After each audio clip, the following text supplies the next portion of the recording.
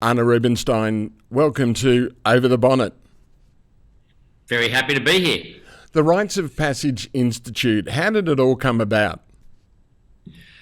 Well, on a personal level, I was a doctor originally, and I worked in family practice as a general practitioner, and one of the things that I saw time and time again was older people coming in, and I would listen to their stories, and they would say, you know, it sounds cliche, but they wish they'd spent more time with families and doing those sorts of things and just working their whole lives.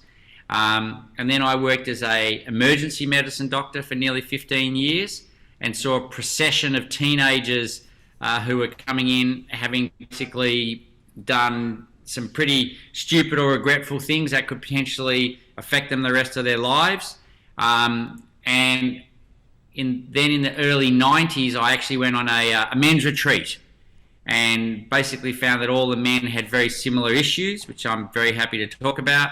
But one of the big things that was spoken about there was, you know, imagine if there'd been something for us when we were teenagers. And that was when I first heard the words rites of passage, and discovered that all over the world, communities would create rites of passage for their boys and their girls as they were moving from the stage of child to adult, and that the elements were always the same. And that made me realize that if the elements were the same and we could make those elements relevant to today's society, we could still be creating modern day rites of passage. And in fact, from there I also came to believe that our children, because we're not creating rites of passage for them, they're creating their own, and often with disastrous consequences.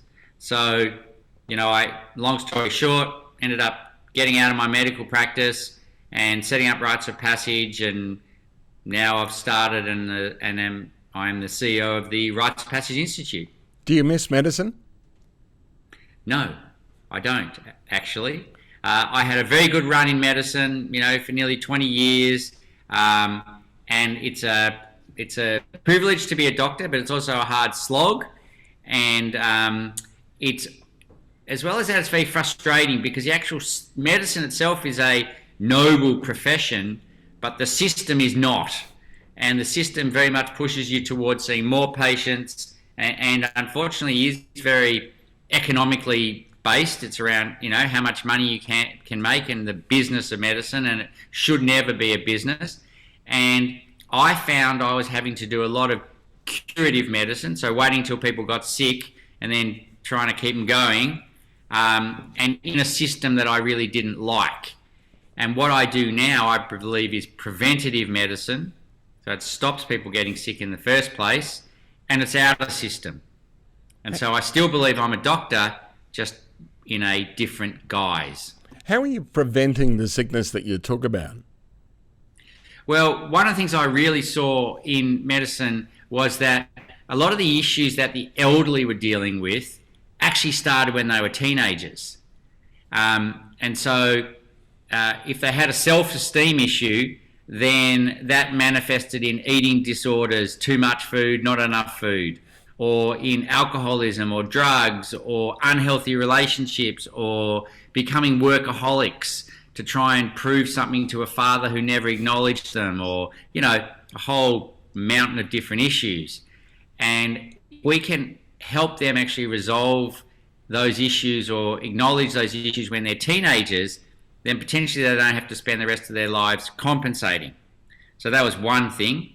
And the other was the large number of teenagers who I dealt with in my emergency departments who had actually injured themselves or done something they would regret for the rest of their lives in an attempt to create a personal initiation.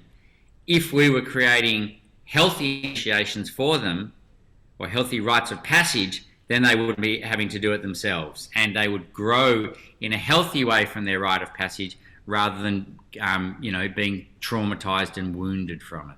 When you're talking about teenagers, though, would you say that in some ways it's too late because psychologically the patterning is developed between 1, 2, 3 and 7 years of age, and you're starting as teenagers? Well, this is a great question because rites of passage are actually a community process.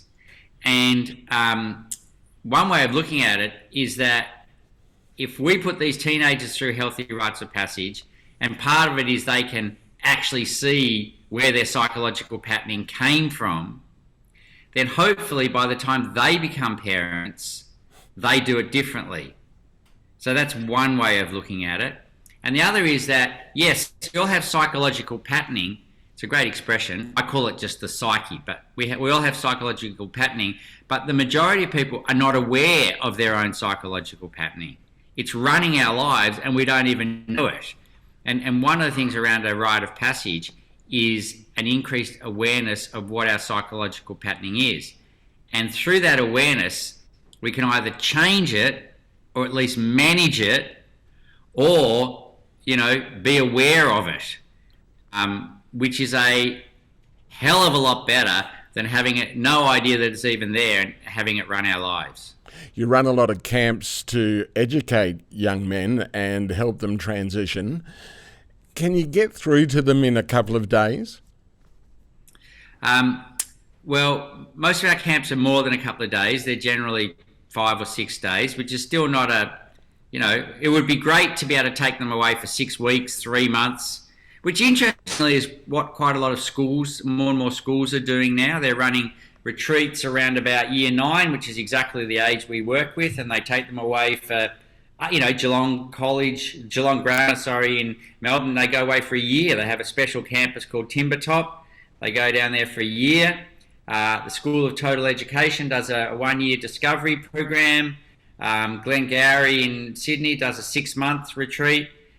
So more time is always better, but also we have to work in the time that we have. And you can do a huge thing in a short period of time if you know what you're doing and you do it well. So, for example, on our camps, we don't just take the boys, we take their dads as well, or a male mentor. And there's no technology. And in many ways, what we do is men's work in front of boys. So we get the dads sharing their stories. And, for example, on the first night, we'll get the dads sharing a story with the boys present in a circle, and the dads will ask them to share a story and tell us what was their relationship like with their own father when they were the age of the boys who are on the camp. And that's a massive story for a lot of these dads. And many of these dads have never spoken about this in their lives. And in fact, for many of the dads, it's a very emotional story because they had such unsatisfactory relationships with their dads. And these are huge circles. And the boys are sitting there listening. And they're like, oh my gosh. And at the end of the circle, which might take up a couple of hours, and I guarantee you no one's moved, we say to the boys, if you become a father and you have a child, what would you like your child to say about you as a father? And from the answers that the boys give us, we know that they've heard, we know that it's made an impact, and it's inside. This actually changes their psychological patterning. But having said that, a rite of passage is actually 3 stages. It's a separation from your community, a transformation where you go through a process, and then a return and an integration. So it's not only about what you do over that period of time that you've got the boys away or anyone away, it's very much about how you integrate it and then take it into life moving forwards. And that is actually the hardest part, but probably the most important part if the process is going to be successful. How hard is it to stay on track, though, once they get back into mainstream civilization? As you say, they've got so many distractions these days. Do you find them falling off the rails and needing a refresher? How hard is it? It's bloody hard. They've got social media from the moment they get off the camp. They've got, all their mates at school who haven't been on the program, who want them to just be like they were before. It's all of that. And often they regress. And we say to the parents, know that there's a really good chance that they will regress. And even though they might have been amazing and fabulous on the program, there's a really good chance that they are going to regress. That's normal. However, what we say is a few things. we talk about that there's a seed being planted in these boys as a result of having come on this program. They've seen and heard things that they've never experienced before. And these boys, they will be better fathers, partners, and community members as a result of this program. So often you don't see the results. But look, I got a call, true story, last week, 32-year-old man who runs a music production business, came on my camp when he was 13 years old. Now he's calling me because he just wants to get involved. He's like, I often think about it, and I want to now go, be in there and supporting. So, and there are countless young men I know in our community who I have no doubt their lives have been changed from this work. And in fact, our camp manager, the program manager of our camps up here, who is 35 years old and just had his own son, his first baby, he came on camp when he was 13 and I was his facilitator. And now he's our program manager. You talk about several different countries that rites of passage is right around the world. Why is it then that your program goes to about 20 countries? Well, traditionally, rites of passage were in communities everywhere. And this is a very interesting thing, because back in the day, let's go back a few hundred years, and if we're talking about Indigenous communities, they didn't have conferences where they all got together and said, how do we look after our kids? What's this wellbeing stuff? None of that. But what they did have was thousands of generations of human behaviour to observe. It's extraordinary. And they all worked out, you have to do something with your boys once they reach puberty. You have to. And they also recognised that you have to do something with your girls. Now, I'm talking today mainly about boys, but I just want to note that this was also, rites of passage were created for girls. There was a difference in how they did them, but they were created. So with the boys, very often what they did was when the boys were young, they were allowed to run amok. And they were, went out into wherever hunting, and they slept in the space with the women and often with their mothers, and they were allowed to be boys.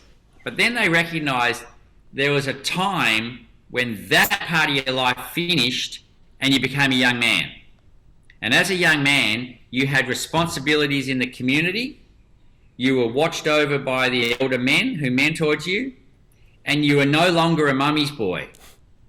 You no longer slept with your mum, you no longer, demanded everything that you wanted in life, and your mum was there as your servant. You actually had to step up and become a young man. And there were privileges of being a young man, but there were also responsibilities. And they recognised that if you didn't create this shift, it would be a disaster. Because then you'd have boys running the community, and they would just be thinking about themselves. And I have to say, by the way, I believe we live in a world that's predominantly run by boys. I'll just put that in there, and we may get to explore that a bit more. But, as part of my work, I looked at what was the shift that they were all seeing needed to be created to make this, why did they want to shift boys to becoming men, or young men for a start? And basically, there's the psychological patterning or belief system of a boy is completely different from that of a man, and I've written a model about it. So the beliefs of a boy, and if anybody listening has children, under 12 or 10, you'll probably recognise this. So children, boys, believe that they are the centre of the universe. It's all about them. And they want as much power as they can get. They want to win. And if something goes wrong, or they don't like something, they can't handle their emotions, and they're likely to have a temper tantrum. And they think they're going to live forever. Yeah, all of these are fine. This is normal boy behaviour. And the last one, they want a mother. They want a mother to do everything for them, to be there, to tell them how wonderful they are, to look after them, to cook for them, clean for them, everything like that. Now that's fine in a 6-year-old, an 8-year-old, a 10-year-old.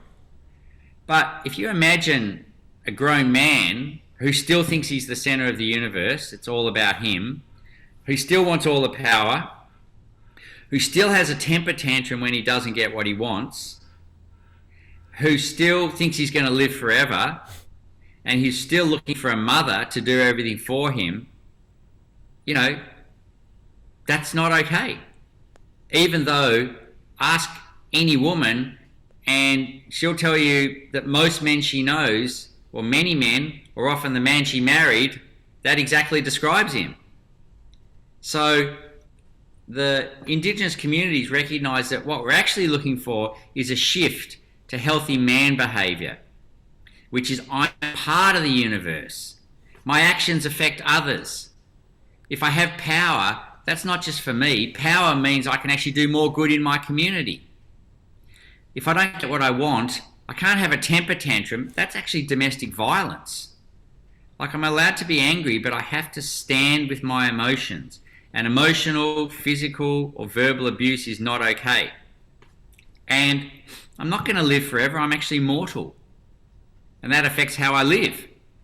And the final one is, I'm not looking for a mother. I don't want to marry my mother. I actually want genuine relationship and everything that involves. And there's a huge difference there. And because we're not creating rites of passage, many men never go through that shift. And the women know it. Women know it. They know when they're married to a boy. They know when a man is a boy. And they're over it. You know, and over half the relationships in Australia now are ending in divorce, the majority of which are initiated by the women. The women are leaving and going, you know what? I'm done. This is just like ridiculous. Do you find, though, that there is the saying that men do marry their mother, that they look at that patterning, it's what they're comfortable with, and that's what they're used to? Yeah, well, that is very potentially a part of the problem, that men do marry their mother and we don't have rites of passage. And look, that's not to say there aren't fantastic traits in our mothers. You know, my mother was the most fabulous woman I've ever known in many ways. But it's if we're out there looking for a mother. You know, if a woman has the same traits as your mother, fantastic. But if you expect her to treat you and act and be the way your mother was when you were 6 years old, that's a whole different story. If you think about the relationship of an 8-year-old with their mother, the mother does everything. The boy comes home from school. The mother says, what did you do today? Here's every single detail. The boy will never ask the mother what she did today. You know, the boy takes off his clothes and drops them on the ground. Mum picks them up and washes them.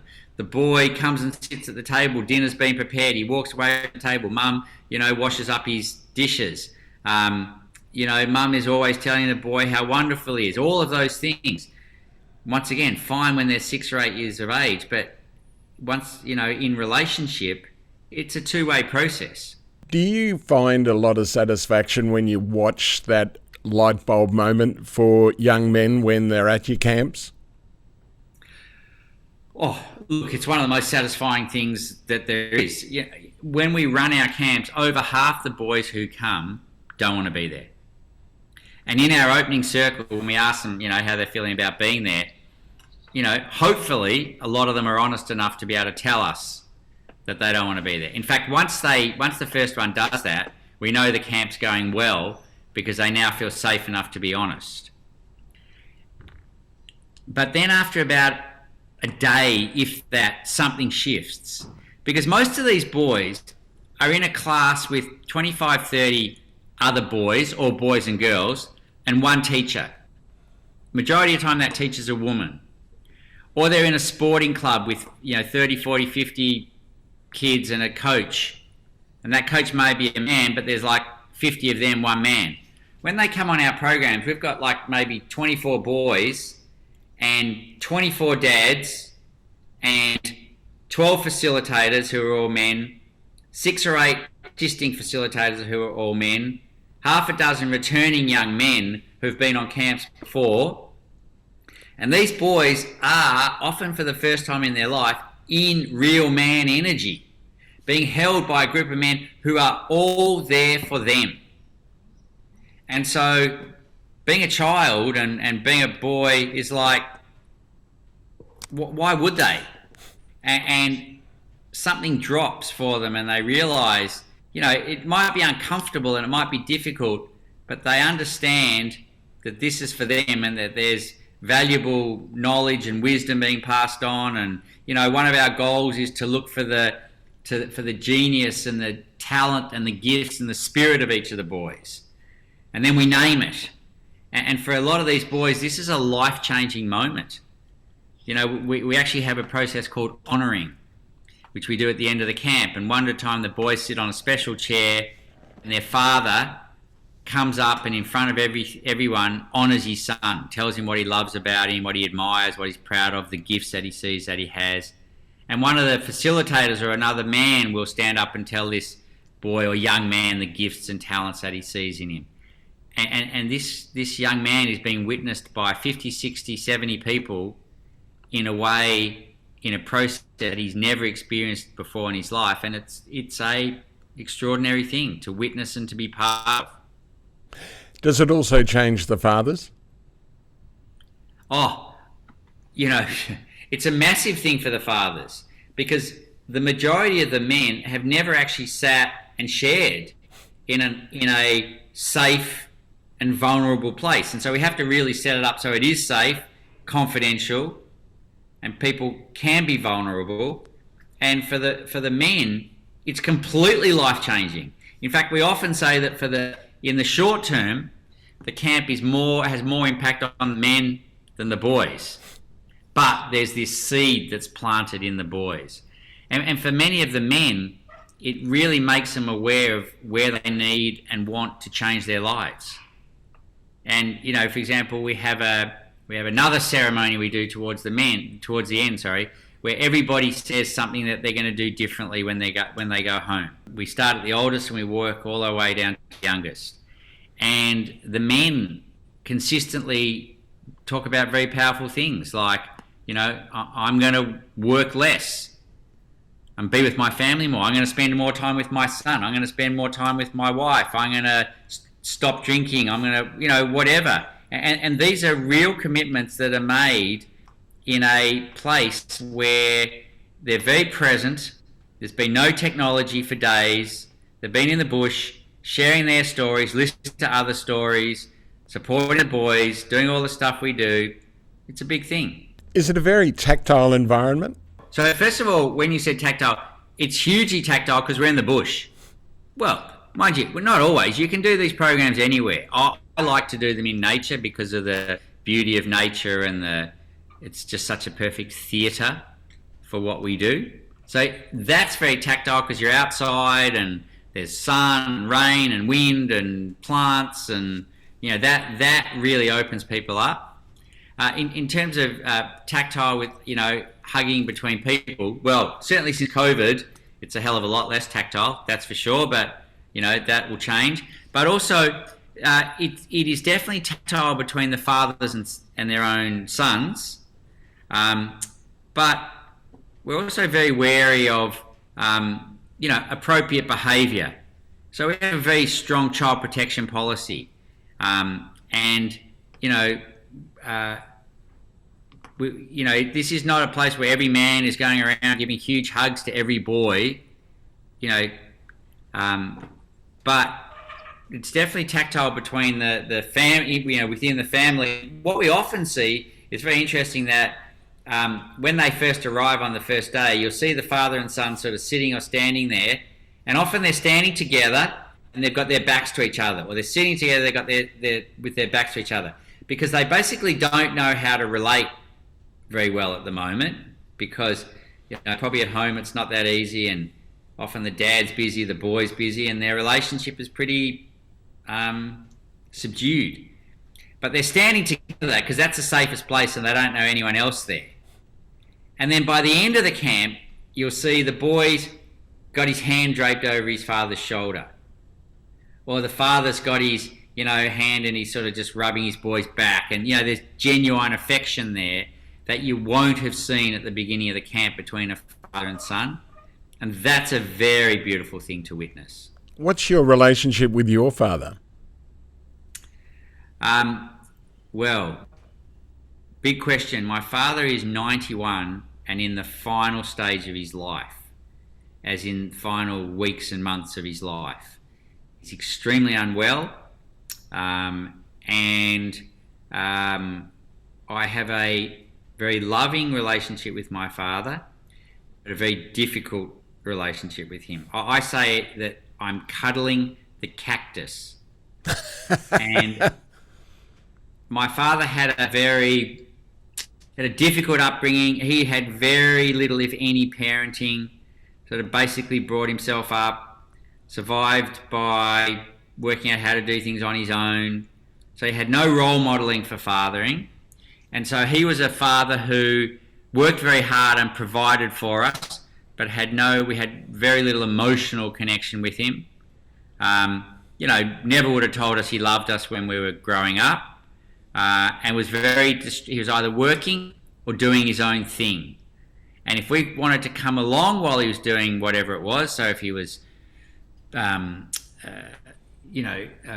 sailing, or he used to have all these hobbies like growing mushrooms or making ginger beer, or, if we wanted to hang out and watch and listen and have him talk to us, he would do it. But he never came and did our stuff that we wanted to do. So we didn't have that sort of close relationship, but we're now at a point where I'm looking after him more than he doesn't look after me anymore.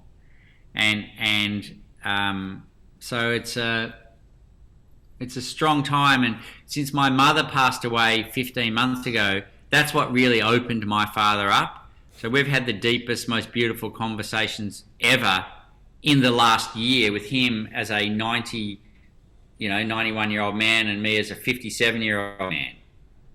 And I certainly have a very different relationship with my sons from what I had with my father. What would your sons, I know you've got two sons, and they've obviously would have been through the program. What do they say about you? Yeah, well, they both have been through the program.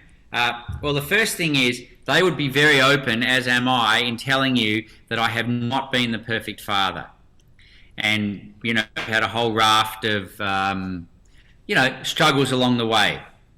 However, we're very close. We speak every day or every second day. I speak to both of them. And we work on it.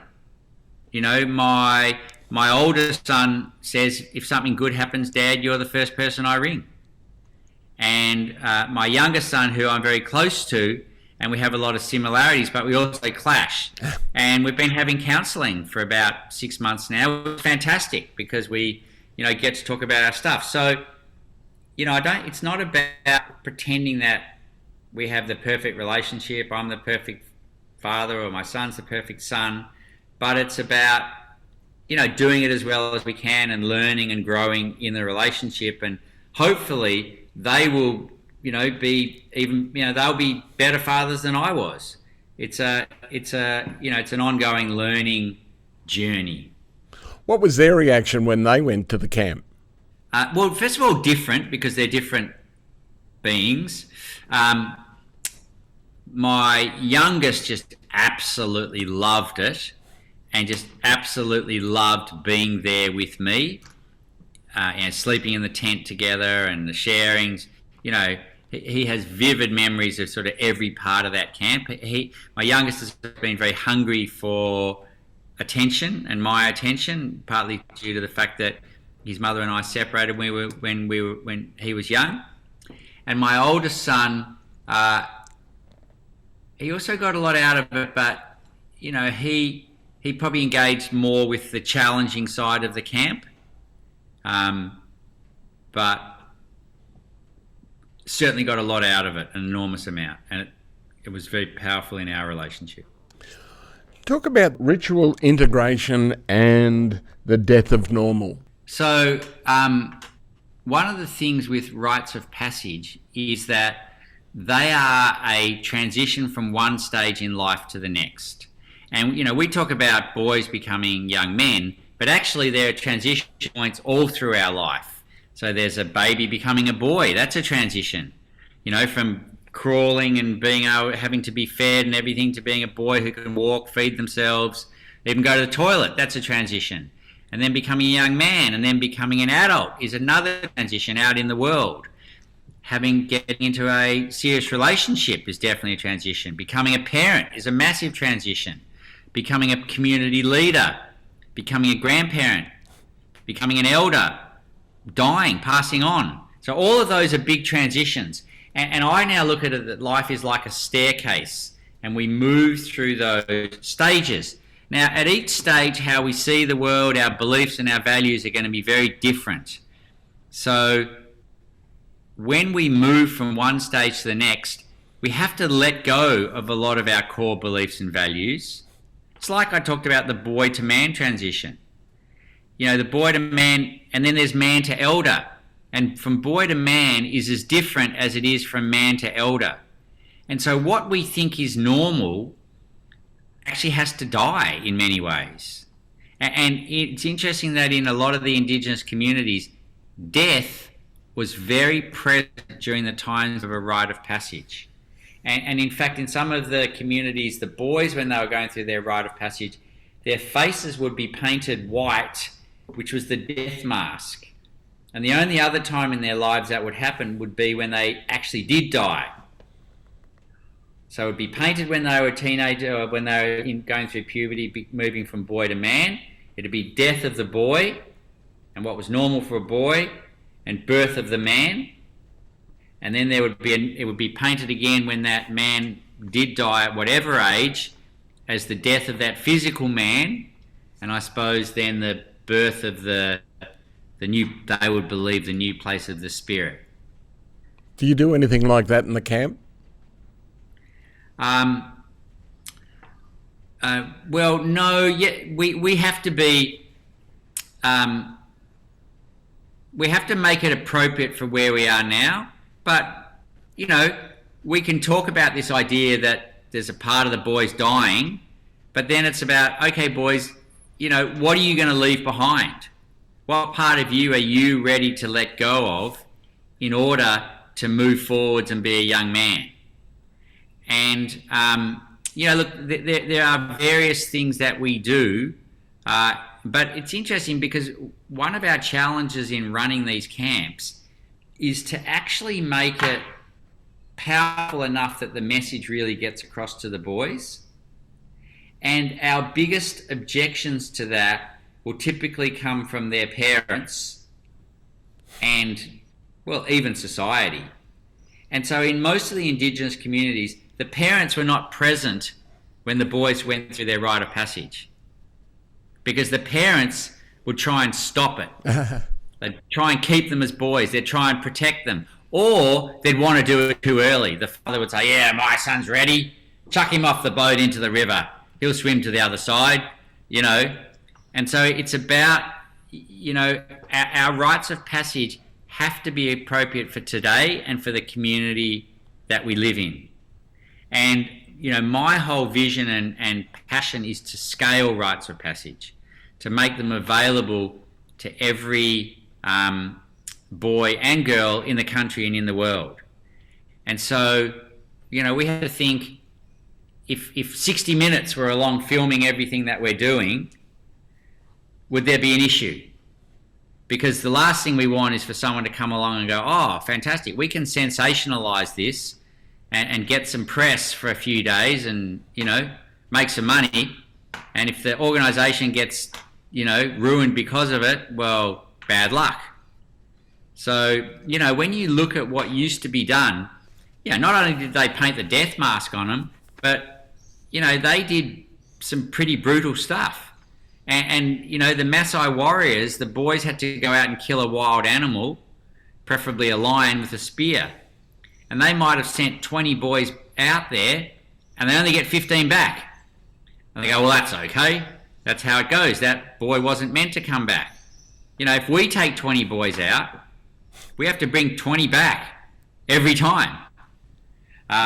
So, you know, there are challenges in setting up appropriate rites of passage that will actually create the transition and the transformation that we want.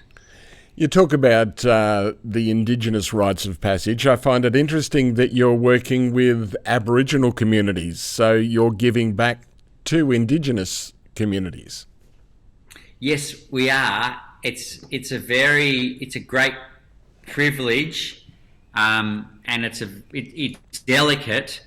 So, I've been running Rites of Passage now for 25 years, and whilst a lot of Indigenous communities ran Rites of Passage, there were many communities and societies who ran Rites of Passage. I don't believe anybody has ownership over the concept of a rite of passage, but we've been very wary. I would never approach an Indigenous community and say, hey, you need a rite of passage. However, we were approached by an Indigenous community, the Butchulla mob, in 2018. And their elder, Uncle Glenn Miller, got in touch with me because he'd heard about our work. And what he said was, we have a problem with our boys, which pretty much any community will tell you these days. And we want to create healthy rites of passage for them because they're running amok, but we don't know how to do it anymore because there haven't been rites of passage here on Butchulla land for 200 years. Wow. Since the white men came, they stopped the running of the rites of passage. And he said, can you help us? We had a big talk. This was a big thing. And we all had to feel comfortable with it. And I said to Uncle Glenn, after a lot of discussion, that we would help them. And part of that was because I saw him as a visionary, and he wanted this not only for Butchulla boys, but for all boys. And we said, this is what we can do. We can work with you and teach you what we've learned about the framework of a rite of passage, the stages and the elements, but the culture and how it's done is going to have to come from you. And so they agreed on that, and we did a training when I run Rite of Passage leadership trainings at my property in the Byron Shire near Mullumbimby. And 8 men from the community came down, including Uncle Glenn, and did our leadership training. And then we ran a camp for Butchulla and other boys from the local community, which was actually quite extraordinary. And it was very, very powerful. And then we've run 3 camps now, and we would have run quite a few more, except for we've had to put everything on hold because of COVID, and we'll be starting again in 2022. And not only that, now other Indigenous communities around Australia are interested in learning about the framework and bringing their own culture into creating rites of passage in their communities. Must be a real honour. It is. It's a huge honour. It's also hard work and bit of a game of dodge 'em because there's lots of politics. Well, there's politics everywhere, by the way. But, it's challenging. It's challenging. The work we've done with the Butchulla mob has been some of the most satisfying and incredible work I've ever been involved in my life, and I've been involved in a lot of work. But it is also challenging because communities are very fragmented and there's a lot of pressure on the young boys from the communities, the society they live in that's very social media and video game orientated and unhealthy in many ways for them. So, if we can have any sort of impact on changing that, that's really what we want. And, I'll let me talk about that for a minute because it's actually even better than I ever imagined in that where we ran this program was on the Great Sandy Strait looking out at Fraser Island, and there's a national park there, and there's some land in the national park called Ravens Hill, and it's a few hundred acres, and that land has been open to the public, and we use that land to run the camp, and there's some big Aboriginal middens there and all sorts of things. Anyway, as a result of this camp and the other camps and Uncle Glenn's hard work and other men like Brad Crosby from Wild and Gordon Browning from PHN and other people, the land has now been leased exclusively to the bachelor mob for cultural and sacred work, very much including rites of passage, for 25 years with an option to renew the lease. So that's incredible that this land is now available for that. And then on top of that, Uncle Glenn is talking about creating a new Bora ring, a new sacred site on the land. And these are the things that really blow me away, because we're creating a place where this work can happen, and they're even going to create new sacred sites. And, you know, I always think of sacred sites are supposed to be 10, 20, 30,000 years old. But who said sacred sites can't be recreated? And for me, this is real healing and reconciliation. You know, I'm a white man working with an Indigenous community to create rites of passage for their boys and dedicated sacred sites. That's like, that I'm proud of and honoured to be involved in. What's the biggest thing that you've learned out of the program and what you have put in place? The biggest thing for me is, as I sort of go deeper into the whole rites of passage world and understand it more, is just to see how necessary and how healing it is.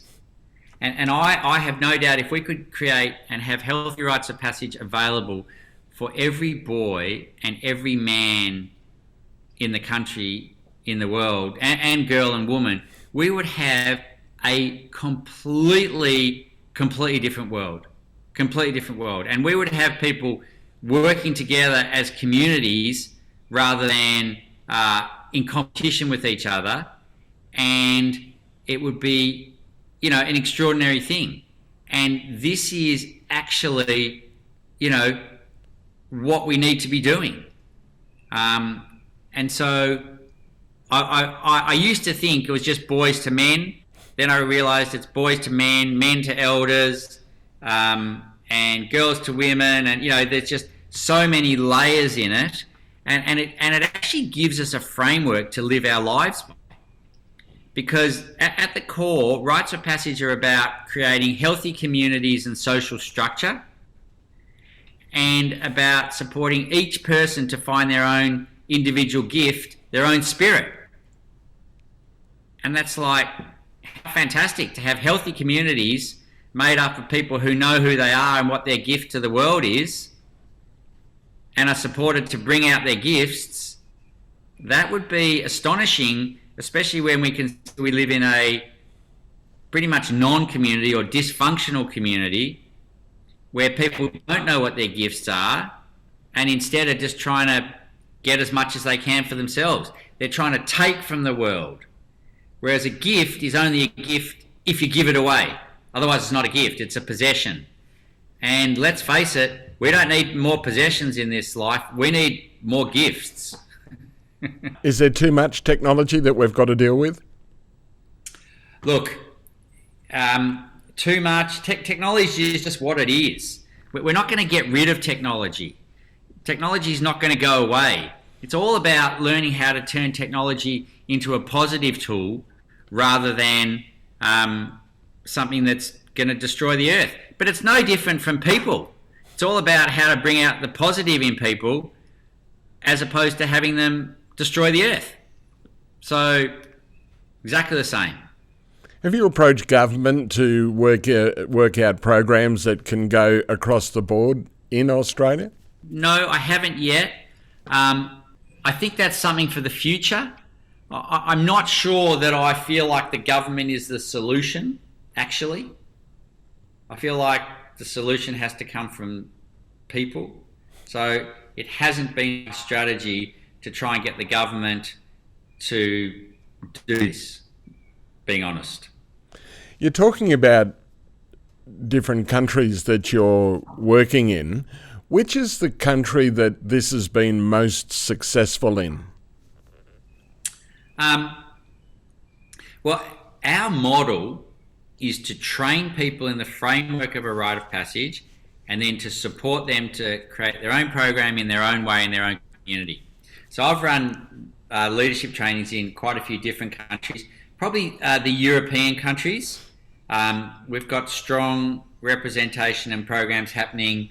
Well, it's not we have supported people who have set up programs in Belgium, Holland, Sweden, Denmark, Slovakia, Czech Republic, Spain, and a number of other countries, Germany. And what's really good is now those people are talking more and more to each other and working together. So there's definitely a groundswell happening in the European countries. There's some very good work happening in New Zealand that we've been involved in, some good work happening in the United States that we've been involved in. But I think it's just early days. However, there's definitely a growth happening and people are extremely interested in this sort of work, and there's great opportunity. And my hope is in the same way that like yoga have become mainstream, mindfulness meditation has become mainstream, and I want to see rites of passage becoming mainstream again. You say that it's still early days even though you've been doing it for 25 years. What can you achieve in the next 25? Well, when I started talking about rites of passage, everyone I spoke to had never heard of it. And it was a completely foreign concept and people were very suspicious of it. Whereas, now we're getting schools ringing us up saying, can you come and help us create rites of passage programs in our schools? And we've got people who we've had go through our programs and who we've trained who are now setting up serious programs at all sorts of different levels. People like Hunter Johnson, who set up the Man Cave in Victoria, that's become hugely successful and is now spreading to New South Wales. People like Mandy Cotter, who set up Flourish Girl. So many different people and lots of people who set up and are running programs that we don't even know about. So I kind of look at it like, we've tried to light a fire and that fire is starting to spread more and more. And we've planted all sorts of seeds around the place, and those seeds are not only growing, but they're joining up. So in the next 25 years, who knows? But my hope is that through our programs, through the public speaking that we do, through the books that we create and put out there, that there'll be just more and more, it'll just become a no-brainer that when your son or daughter basically reaches puberty, you have to do something to acknowledge and celebrate the fact that they're moving from a child to a young adult, to celebrate and support the fact that they have gifts and talents and genius and spirit that has to be brought out into the world, and that just more and more places will be taking that on. Is there an age limit? How old? No is the answer. No is the answer. I can tell you that already. No, we can always grow and evolve and move to the next stage. Plus, because so many people haven't been through their earlier rites of passage, the transition from boy to man, it may not have happened when you're a teenager. We may be in our 30s, 40s or 50s. Doesn't mean it's to say, it's too late, I'm going to stay a boy for the rest of my life. This work goes our whole lives. I'm seeing it in my father, who's 91. He's going through a massive rite of passage now of letting go of everything and preparing for the next stage, which he doesn't even know what it will be. That's death of the normal. My father's about to pass, but pass to what? None of us know. None of us can tell him. People have theories and beliefs and ideas, but actually, we don't know. Is there a lot of fear involved with change? Yeah, there's always been fear in change. Part one of the elements of a rite of passage is a challenge or an ordeal. And the definition of a challenge or an ordeal is being well out of your comfort zone, doing something that you don't know the outcome, and there's fear involved. But those who don't go there don't evolve, don't grow. Stay stuck in an age and a stage that just doesn't work for them anymore. You were talking earlier about politicians and a lot of them that are still boys. How can we educate our politicians to grow up? I don't know that we can educate them. I think possibly we have to replace them. You know, I don't know that we're going to change them. You know, there's huge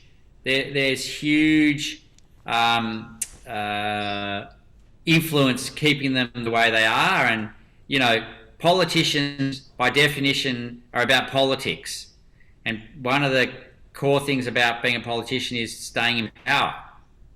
You know, the absolute core thing about being a politician should be doing good for the community, but we know that there's so much influence from different places. It's an incredibly hard job. And there are very good politicians, but it's a very difficult job.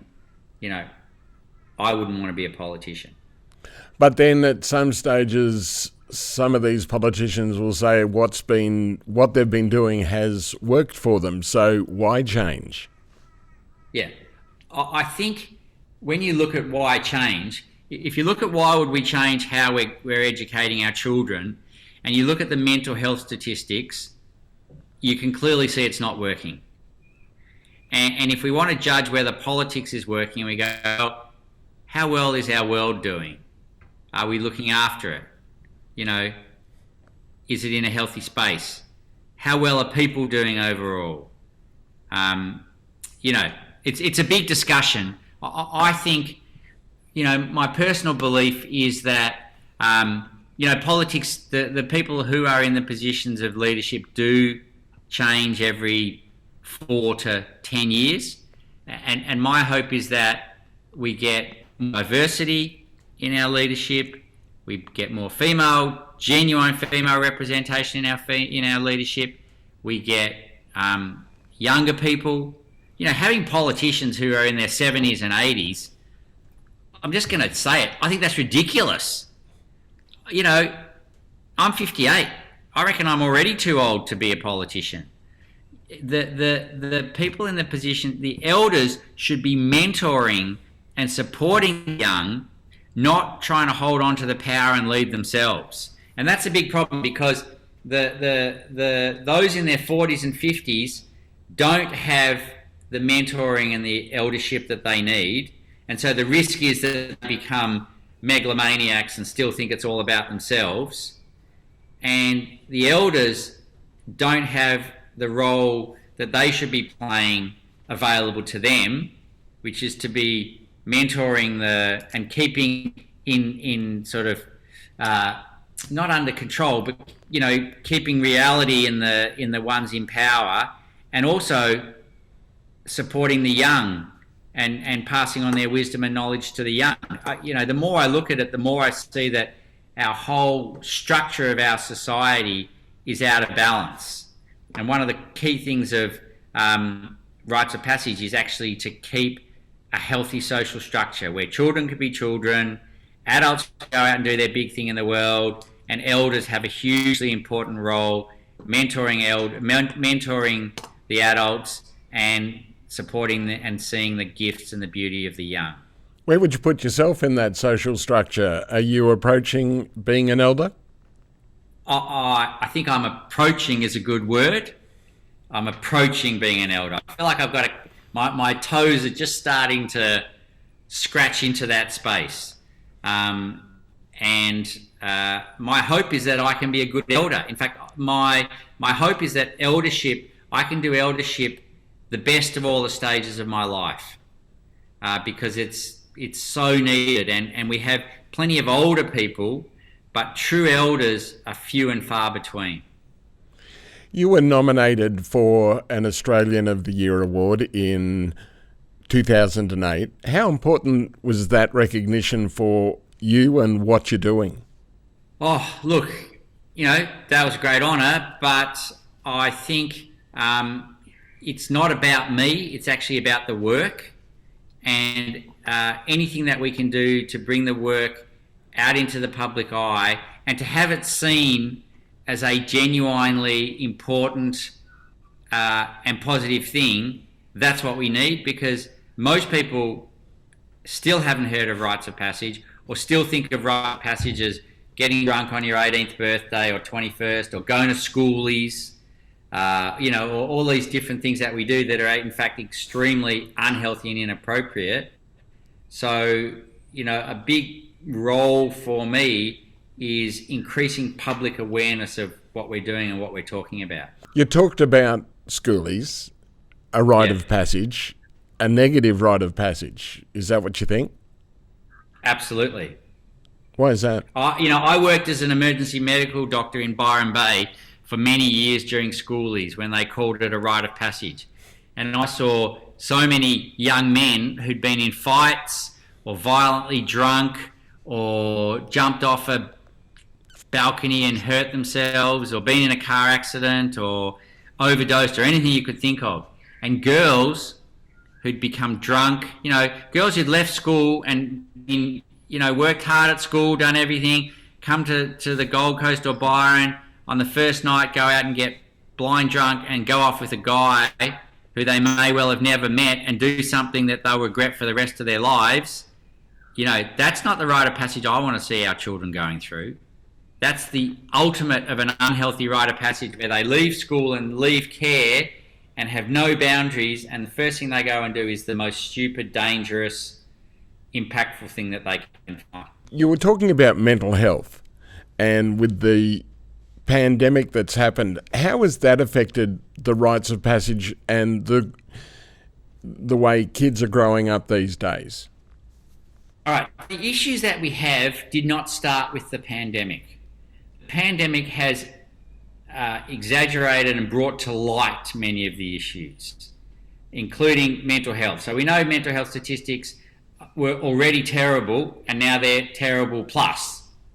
And what it's done is it's stopped us running many of our programs, but it's made a huge shift in the schools who we're working with more and more as they are recognising that they need to be doing more and more for their children from a mental health wellbeing point of view, and also parents. There's research that's come out from the McCrindle organisation showing that 95% of parents are now as interested in the wellbeing program that a school has as they are in the academic outcomes. When I went to school, it was all about academic outcomes. All anyone cared about was what mark you got at year 12. Now the parents are saying, actually, we just want our kids to get through school and be okay. And so the schools are looking for genuine wellbeing programs that have genuine impact long term, and a lot of them are just landing on the fact that the work we do in rites of passage could have a key part of that, and so we're getting more and more schools approaching us to work with them. And if people are interested in the work that we do, on our website, the Rite of Passage Institute.org, Rite spelled R-I-T-E-S, people can find out more about it. And we have a program called Transformational Education, which is looking at education not just being and the students' time at school, not just being a time when they get knowledge put into them, but where they actually transform from children to young adults who leave school future ready to get out there in the world, ready to make a difference in a positive way, and knowing who they are and what their gifts are that they bring to the world. You also have a couple of books that you've written on it, The Making of Men being one of those. Yes, one official book. I'm writing another book. It's a big process, but The Making of Men has now sold 25,000 copies around Australia, and it's available in bookstores or on our website. And The Making of Men is about boys, but 95% of what we talk about is just as relevant to girls. And we also wrote a small handbook on how to parent teenagers. And I will send you a link, which you can put up in the notes associated with this podcast. And anybody who wants a free copy of the How to Parent Teenagers handbook, which we normally sell, but I'm happy to offer a free copy to your listeners, can download that link and get a copy of that book. What's the biggest thing that you've done with the rites of passage? What's the most satisfying part of it? I would say the most satisfying part is just seeing it spread and grow, and the fact that I get so many emails, thank you emails from people in Australia and around the world, thanking us for what we've done. And this might be 10, 15 years later. Mothers who say, I was worried I was going to lose my son. And, the rites of passage work changed his life. So things like that, and then having those, young men contacting us and coming and working for us, or finding out about programs that came from our work that we didn't even know that were running somewhere in the world. That's the sort of stuff that really gives me a lot of satisfaction. But my tendency is not to look at how much we've done, but to look at how much there is still to do.